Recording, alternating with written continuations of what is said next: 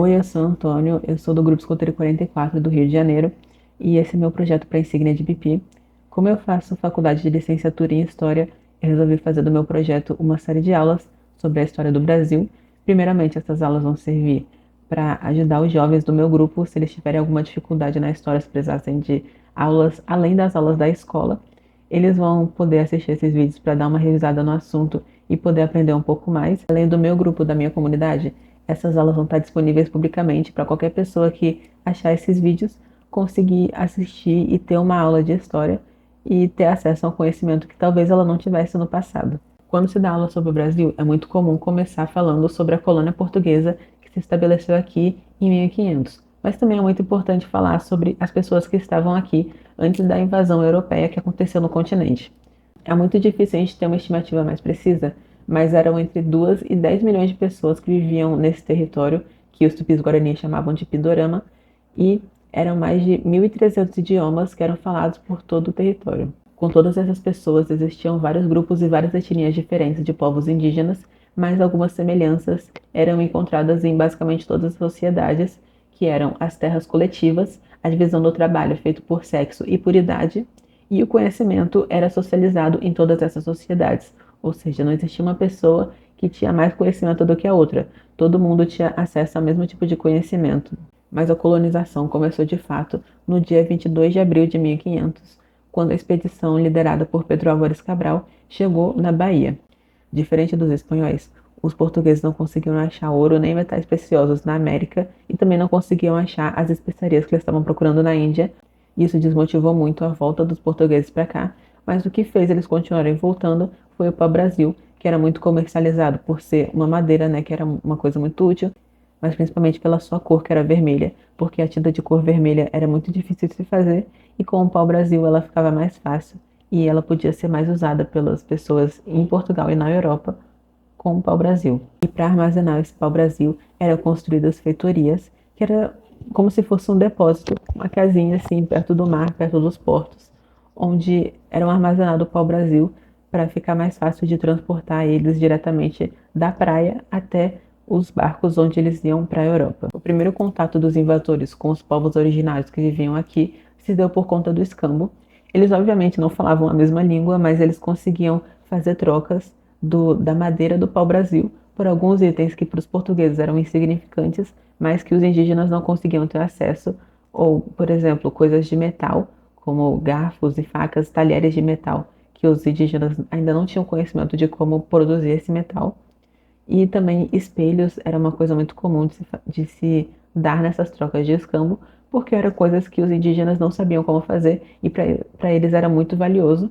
E como as árvores eles tinham muitas, né, eles decidiam fazer essa troca desses itens de pouco valor para os portugueses por essas árvores que para os indígenas eram de pouco valor, porque existiam milhares delas, né? E o desmatamento não foi a única coisa ruim que os europeus trouxeram para cá. Eles também faziam a escravidão, principalmente dos povos em que eles não conseguiam realizar o escambo,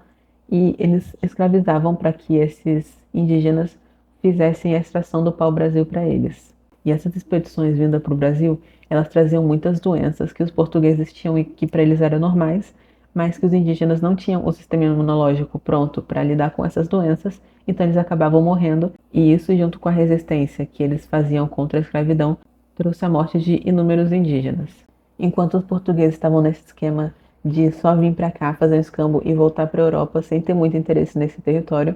os franceses também já estavam espertos e estavam vindo aqui fazer escambo com os indígenas, mas os portugueses não conseguiam fazer o monitoramento de toda a costa para impedir que esses franceses viessem para cá. Por isso, uma expedição comandada por Martim Afonso de Souza foi por todo o litoral do Brasil e fundou a Vila de São Vicente, na cidade que ainda hoje é conhecida como São Vicente, no dia 22 de janeiro de 1532,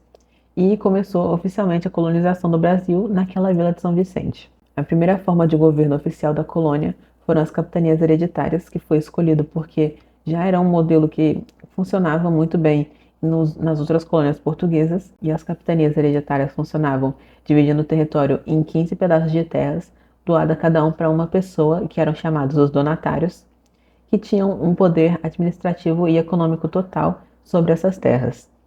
Eles tinham o dever de promover a economia, promover a ocupação das terras, defender as terras e divulgar a fé cristã. Mas por isso eles tinham o direito de administrar engenhos de todo tipo nas terras deles, né? Utilizar uma quantidade ilimitada de escravos, coletar o imposto sobre tudo que for produzido naquelas terras, julgar legalmente os habitantes da capitania e doar sesmarias. Mas dessas 15 capitanias hereditárias, só 3 deram certo, que foi a de Bahia, de Pernambuco e de São Vicente. E esse sucesso se deu principalmente por causa da boa relação com os indígenas e pela produção de açúcar, que dava muito dinheiro para essas capitanias. Então, o território dividido das 15 capitanias continuou, mas os donatários foram substituídos e o governo geral passou a ser a nova forma de administração e de governo da colônia brasileira. Com o começo do governo geral, o primeiro governador-geral, Tomé de Souza, ele recebeu parte do poder dos donatários, mas para que uma pessoa só não administrasse um país inteiro, foram definidos alguns outros cargos que auxiliariam na administração do país, né? Então, o capitão-mor, que era a pessoa que cuidava da defesa, o ouvidor-mor, que cuidava da justiça, e o provedor-mor, cuidava das finanças. E, além disso, existiam as câmaras municipais, que existiam, né, em cada cidade, em cada município,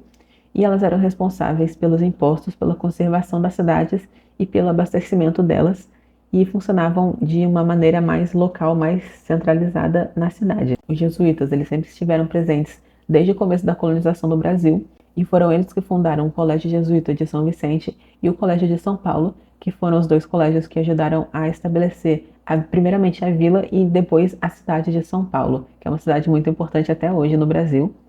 Mas apesar da importância dos jesuítas, eles tinham muito conflito com os colonos, principalmente por causa da questão da escravidão indígena. Os jesuítas eram contra a escravidão indígena porque eles queriam converter esses indígenas a católicos e cristãos, né? Mas os colonos queriam que esses indígenas fossem escravos para ter mais mão de obra nas engenhos de açúcar, tanto que durante o governo geral, a escravidão indígena, que era feita só com alguns grupos, passou a ser geral para que tivesse cada vez mais obras nos engenhos de açúcar. Durante o período do governo geral, também foi estabelecida a colônia da França Antártica, que era uma colônia francesa aqui no Brasil, no Rio de Janeiro, para ser mais exato, né? E ela foi fundada com a ajuda do povo Tupinambá. E eles usaram, tanto os franceses quanto os portugueses, eles usaram a rivalidade do povo do Pinambá contra o povo do Piniquim para criar essa colônia e para os franceses, no caso, né, para estabelecer a colônia por 12 anos ali. Mas para tirar os franceses da Baía de Guanabara, Estácio de Sá, ele resolveu fundar a Fortaleza de São João, que hoje é o Forte de São João lá na Urca, aqui no Rio de Janeiro. E foi esse forte também que atraiu mais pessoas para morarem perto do forte, perto da Baía de Guanabara, e foi ele que ajudou a estabelecer a cidade do Rio de Janeiro. Para finalizar, falando um pouquinho mais sobre a economia geral da época do Brasil colonial, o açúcar ele foi escolhido para ser plantado aqui no Brasil, porque assim como as capitanias hereditárias, era uma coisa que já funcionava muito bem em todas as outras colônias portuguesas, que era uma plantação que incentivava muito o comércio, era muito boa e acabou também sendo muito boa para o Brasil. Então, já em 1530, foram começados a ser construídos os engenhos de açúcar e foram trazidos escravos africanos para trabalhar nesses engenhos. Então, já no início do século XVII, a escravidão africana se tornou o meio de trabalho predominante aqui do Brasil, por conta da mortalidade indígena, que teve as causas que eu já falei anteriormente, né? Os escravos já eram treinados, porque fora das Américas a escravidão africana já era utilizada há muito tempo, então esses escravos já eram treinados para trabalhar em engenhos de açúcar, e principalmente pela alta lucratividade que esse comércio de pessoas, de escravos africanos, trazia para todas as pessoas envolvidas, né? Quer dizer, para todas não, para os europeus, no caso. E fora o açúcar, alguns outros produtos produzidos aqui na colônia que também eram importantes eram o tabaco, a mandioca, o milho, o feijão e a cachaça, que eram consumidos na colônia, o algodão, o cacau e o anil, que servia para exportação, e a pecuária, que era muito utilizada para realizar essa ocupação do interior da colônia.